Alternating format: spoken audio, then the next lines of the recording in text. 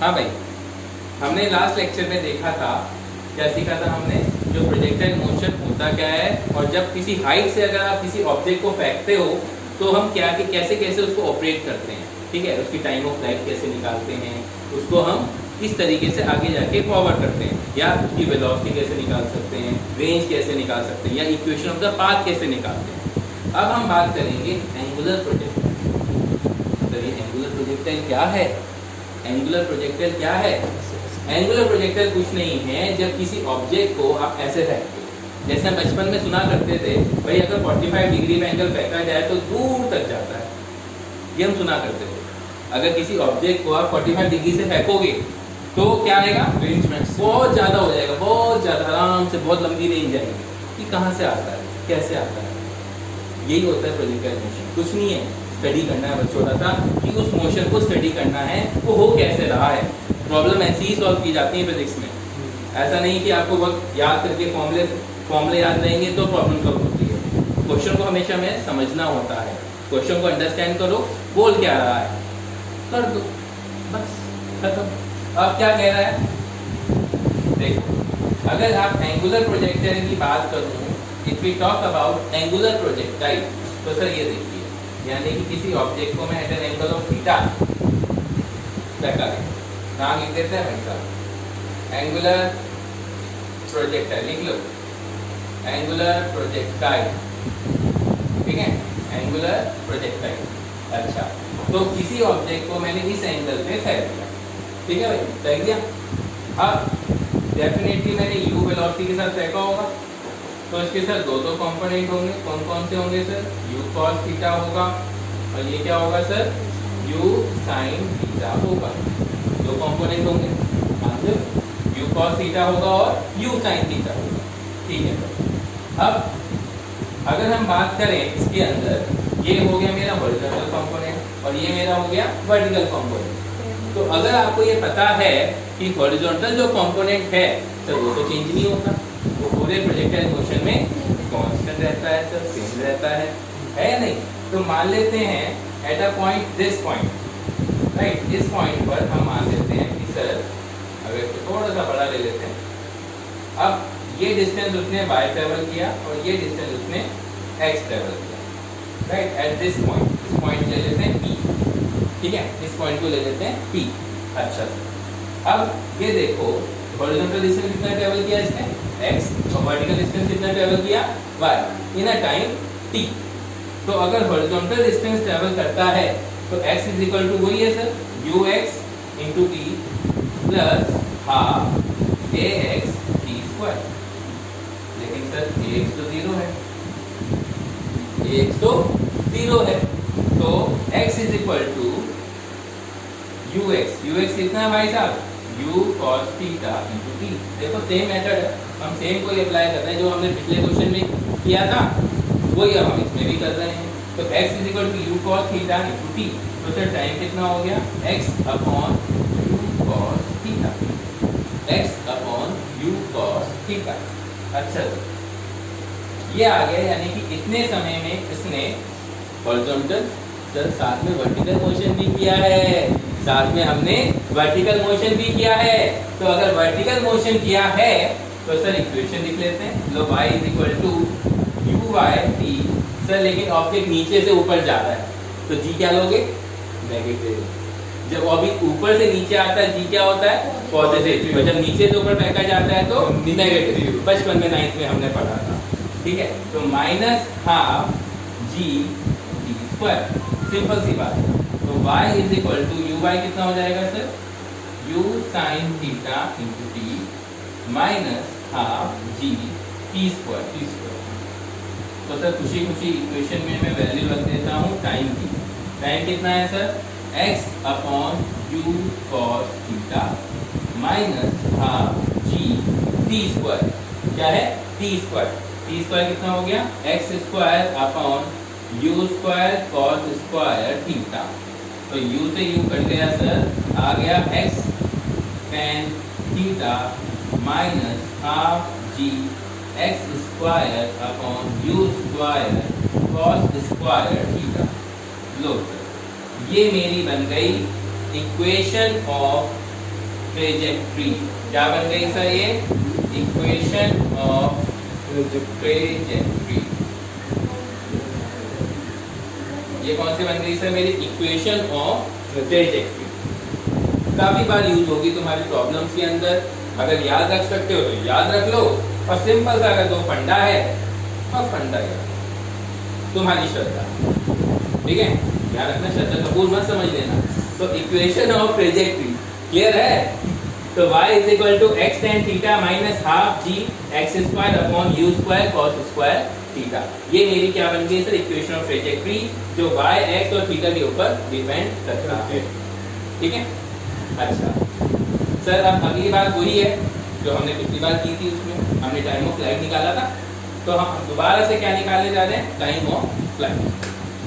अब सर बात एक है, यहाँ पे टाइम ऑफ फ्लाइट मतलब क्या है? तो देखो हम उन्हें जा नहीं, ये हमारी इक्वेशन ऑफ द ट्रेजेक्ट्री है। हमें पाथ की इक्वेशन निकाल रहे हैं। पाथ की मतलब पाथ की इक्वेशन निकालने से हमें फायदा क्या होगा कि हम किसी भी मोमेंट पे हम y और x निकाल सकते हैं कि आपकी इक्वेशन किस तरीके से फेवर कर रही है, इक्वेशन कहाँ से कैसे जा रही है, वो हम बता सकते हैं। This is the equation of the path. ये पूरी पाथ जो उसने फॉलो किया है उसकी इक्वेशन है, ठीक है? हमने उसको आराम से डिराइव कर लिया सर, हॉरिजॉन्टल मोशन और वर्टिकल मोशन को कंसीडर करते हुए। तो अब हम निकालने जा रहे हैं क्या? Time of flight. Time of flight definition तो सर सभी को पता है। टाइम ऑफ फ्लाइट क्या होती है?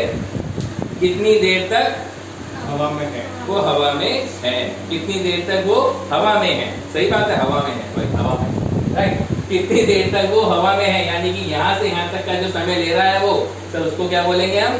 Time of flight. क्या बोलेंगे उसको? Time of flight.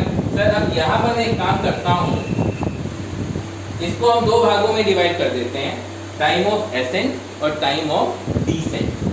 क्या बोल सकते हैं? यहाँ से यहाँ तक ऊपर तक जा रहा है तो टाइम ऑफ एसेंट, ठीक है? और ऊपर से नीचे आ रहा है, इसको क्या बोलूंगा? Time of descent. तो which is equal to the total time. And ये एज्यूम किया जाता है कि sir time of ascent is equal to time of descent. It means the total time of flight क्या हो जाएगा? Twice of time of ascent. सही है? इट इज एज्यूम दैट जो आपका टोटल टाइम ऑफ फ्लाइट कितना हो जाएगा? 2 into TA, यानी कि टाइम ऑफ फ्लाइट।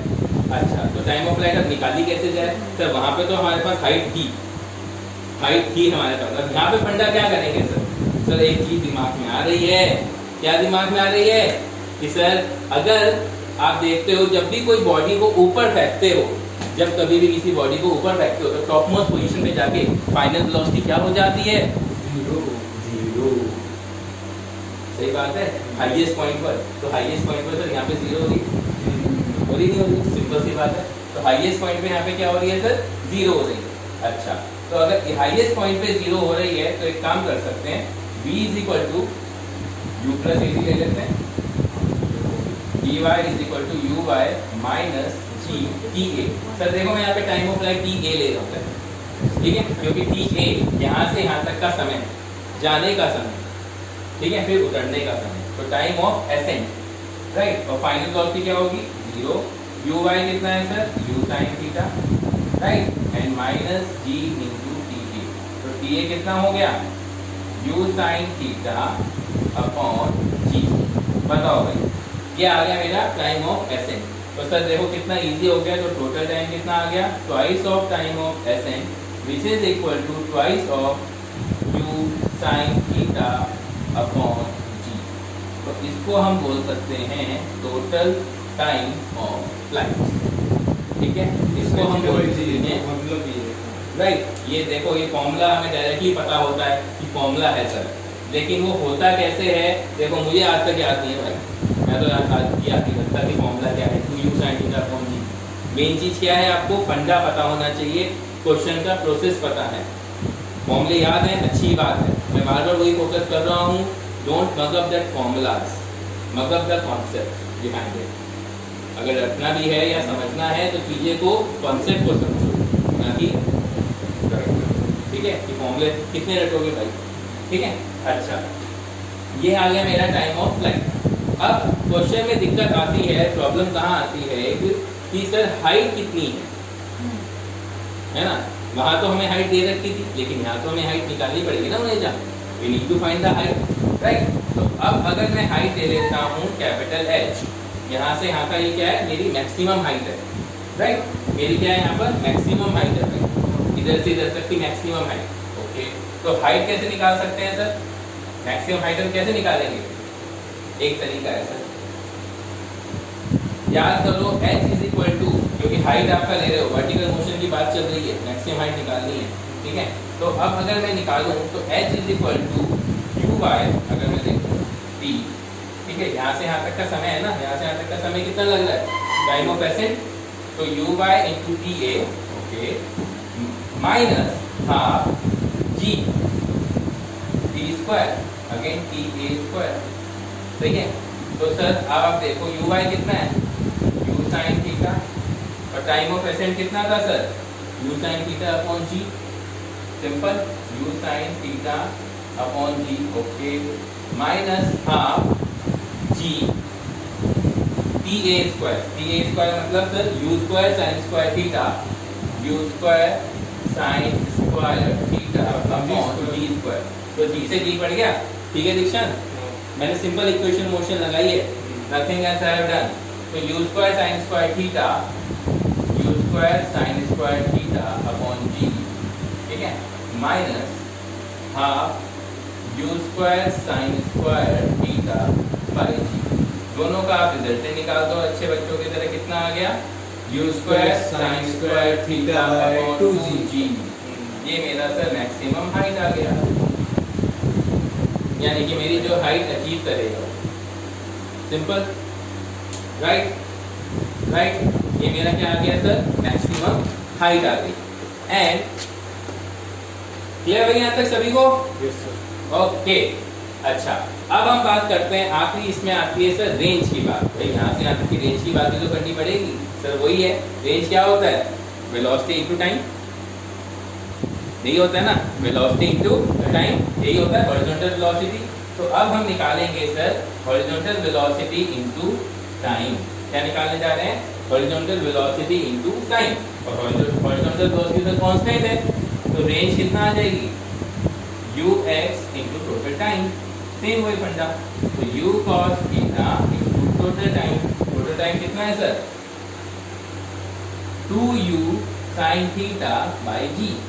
अच्छा सर, तो 2u square sine theta into cos theta by g. अच्छा, और sir 2 sine theta cos theta क्या होता है, मैथमेटिक्स में प्रॉपर्टी साइन थीटा, बिल्कुल सही दीक्षांत। तो कितना आएगा, 2 sine theta into cos theta, ठीक है, 2 sine theta into cos theta, तो ये कितना हो गया sir, u square sine 2 theta by g. तो ये मेरा हो गया सर रेंज। अब सर एक चीज बताओ, लोग बोलते हैं बार बार सर मैक्सिमम रेंज चाहिए, मैक्सिमम रेंज चाहिए, बहुत जिद लगा के रखते हैं मैक्सिमम रेंज चाहिए। सर मैक्सिमम रेंज सिंपल है ना, आप एक चीज बताओ, साइन थीटा की मैक्सिमम वैल्यू कितनी होती है, 1 होती है, सबको पता है, ठीक है। तो यहाँ पे साइन 2 थीटा है, यहाँ पे क्या है, sine 2 theta, that should be equal to 1, वो मैक्सिमम रेंज होगी, है ना। अच्छा, अब किस एंगल पे होगी, किस एंगल पे होगी, एक काम करते हैं, 1 किस एंगल पे आता है, साइन 90 सर, साइन 90 होता है ना, लो सर, तो 2 theta is equal to 90 degree हो गया, तो सर थीटा आ गया ना 45 डिग्री, यानी कि सर आगे जो हम अभी स्टार्टिंग में बात कर रहे थे कि 45 डिग्री पे, तो आर मैक्स हो गया कितना, आर मैक्स कितना हो गया, u स्क्वायर बाई जी। देखो आप साइन 90 हो गया ना, 45 इंटू 2 साइन 91 हो गया, तो आपका आर मैक्स आ गया u स्क्वायर बाय जी। और यहीं से इतने एंगल पे तो मैक्सिमम हाइट कितनी होगी, देख लीजिए, अगर मैं हाइट निकालूं कितने एंगल पे ही, कितना आएगा, साइन स्क्वायर 45 1/2, यानी कि u स्क्वायर बाई 4g, और u स्क्वायर बाई जी कितना है सर, आर मैक्स है या नहीं, तो आर मैक्स बाय 4, ये लो सर रिलेशनशिप भी आ गई, रिश्ता आ गया, हाइट और आर मैक्स के बीच में रिलेशनशिप भी आ गई, u स्क्वायर बाई जी है ना आर मैक्स, लो सर बहुत पहले क्वेश्चन आगे, श्योर, क्लियर है, चलो।